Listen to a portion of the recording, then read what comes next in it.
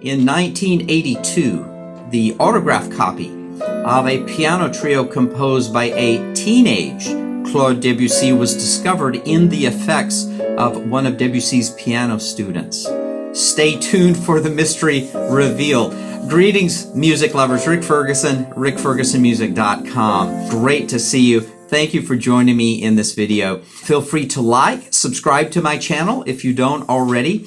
Let me hear your comments. And please feel free to share ideas, things that you're curious about. I always love to get in and do a little historical and musical digging. So thank you for your ideas and your support, to which we have a really fun piece, Debussy's Piano Trio in G major. This is not by any stretch of the imagination a world-beating composition. However, it does give me an opportunity to delve a little bit more deeply into the life of a teenage Debussy and to look for seeds, which I love to do, seeds of potentiality, which would then manifest themselves later on in his life as a mature composer, teacher, writer, thinker about music, culture, art in France. So, Achille Claude Debussy, born in 1862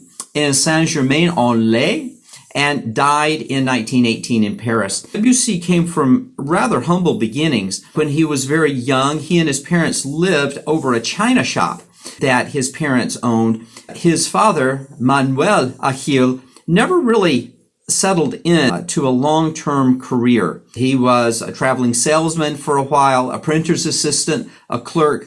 Debussy's mother, Victorine, was a seamstress. They had difficult times when Debussy was very young, exacerbated by the political realities of the time. This was during the 1871 period when France was embroiled in the Franco-Prussian War, and Manuel Achille was imprisoned for a while for revolutionary activities as a part of the Paris Commune movement in 1871. And so there was so much political turmoil that really shook France at that time to its foundations.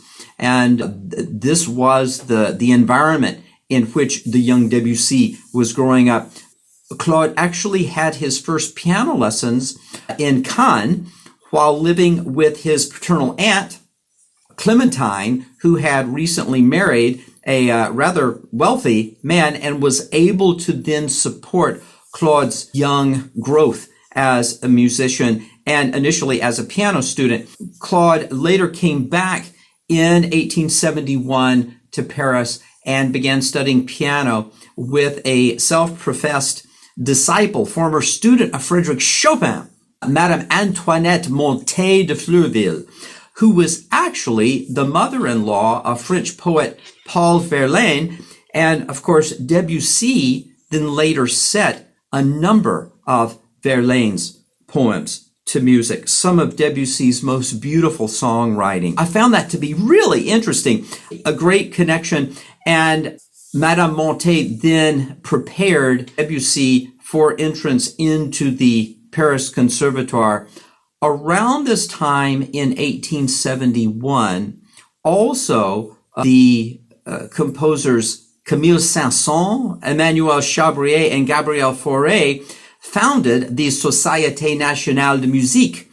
And it was really formed as a means of pushing back against the influence of Wagnerism in Germany at that time, which was like a big cultural musical tsunami that was going through Europe and beyond. And so the idea was to put forth a means of championing and trying to inspire a French musical renaissance.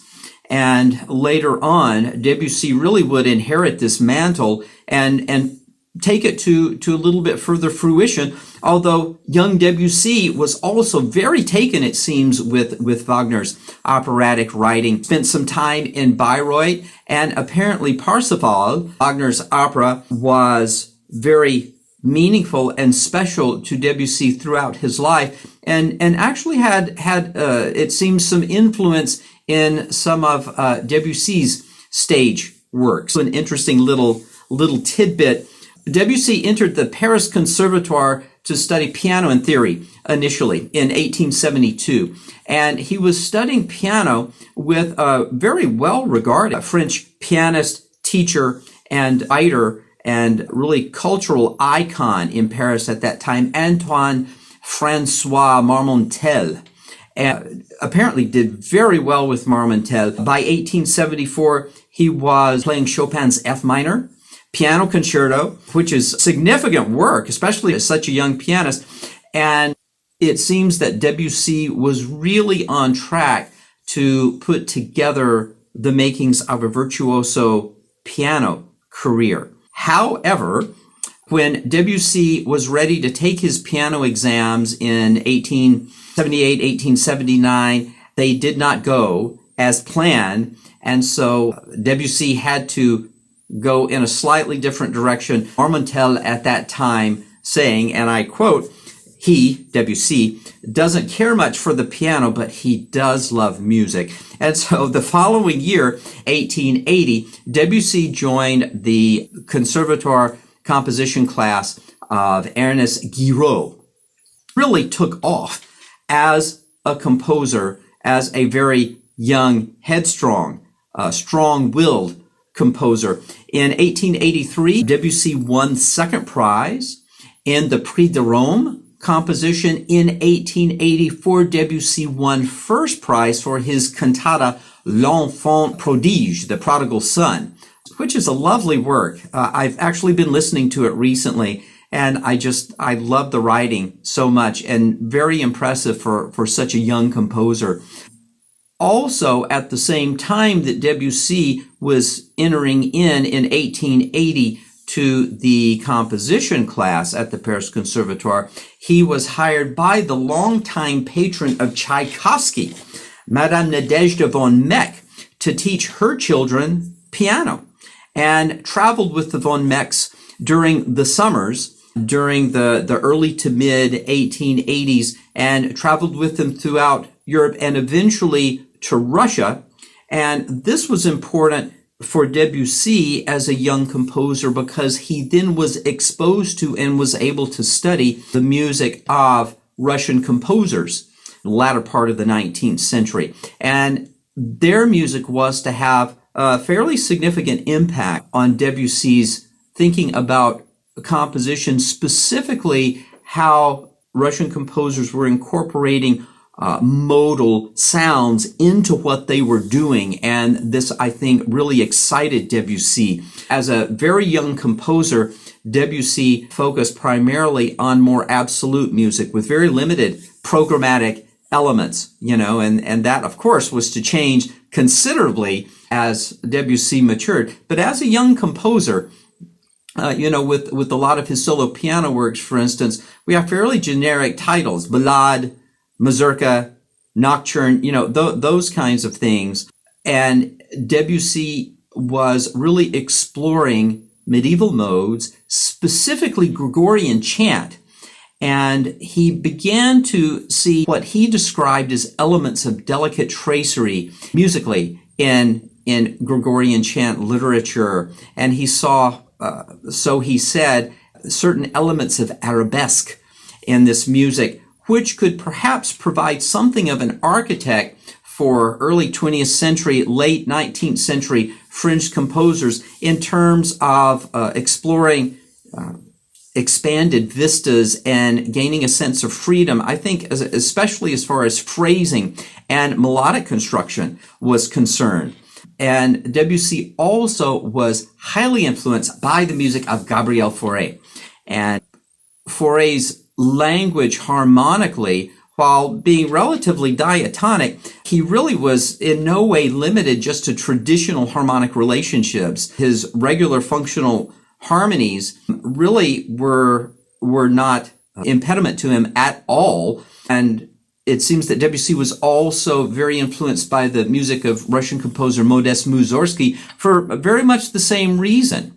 To the piano trio in G major. Debussy composed this when he was about 18 years old as a part of the Von Meck musical artistic establishment, and he actually had a couple of partners, violin, cello, for whom he composed this for them all to play. And this trio was written in Fiesole, Italy, during a sojourn there, and I believe appeared alongside a nocturne and scherzo for cello and piano that Debussy also composed at the time.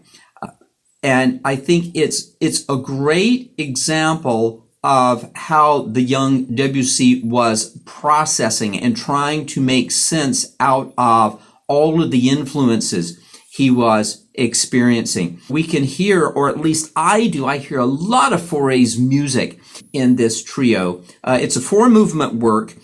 It is melodically rich. The second movement, I think, is wonderful, the pizzicato effects that Debussy achieved. But I want to focus on the first movement, and we'll hear a performance of the first movement in just a moment. I want to point out a little harmonic progression that lets me know that Debussy is very aware of what Fauré is doing in his music at that time. Pardon the out-of-tune piano, but this is just sort of like a basic bare bone progression, sort of in the middle.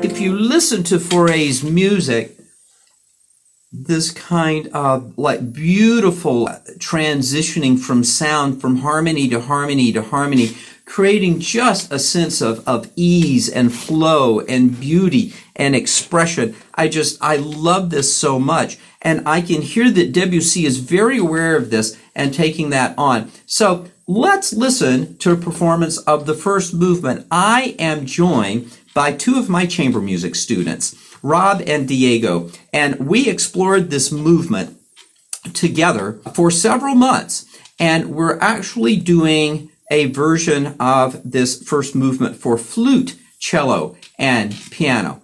And we had the best time really exploring this piece deeply.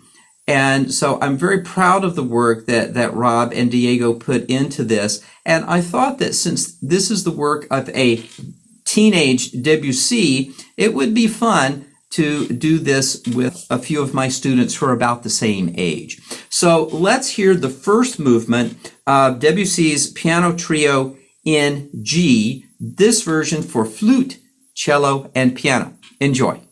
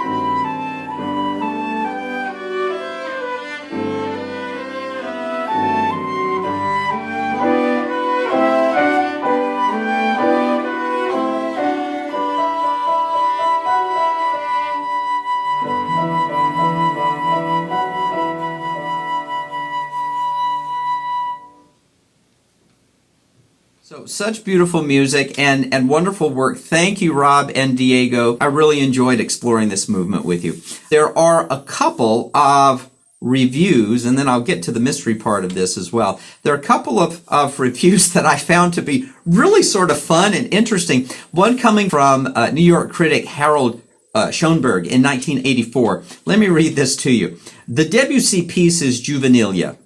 Well, of course. You can have a lot of fun putting it, I just love this. You can have a lot of fun putting it on the turntable and asking your learned friends to guess who the composer is. Nothing in the music suggests Debussy. It is sweet, sentimental, and sugared. It verges on the salon. Which, if you think about it, that's the circumstance in which Debussy was composing this piece. So I think that's spot on. I very much enjoyed also the commentary of BBC reviewer in 2012, Charlotte Gardner. Debussy's Teenage Piano Trio doesn't often get to see the light of day, mostly because it reveals him very much still in feet-finding mode. Spot on.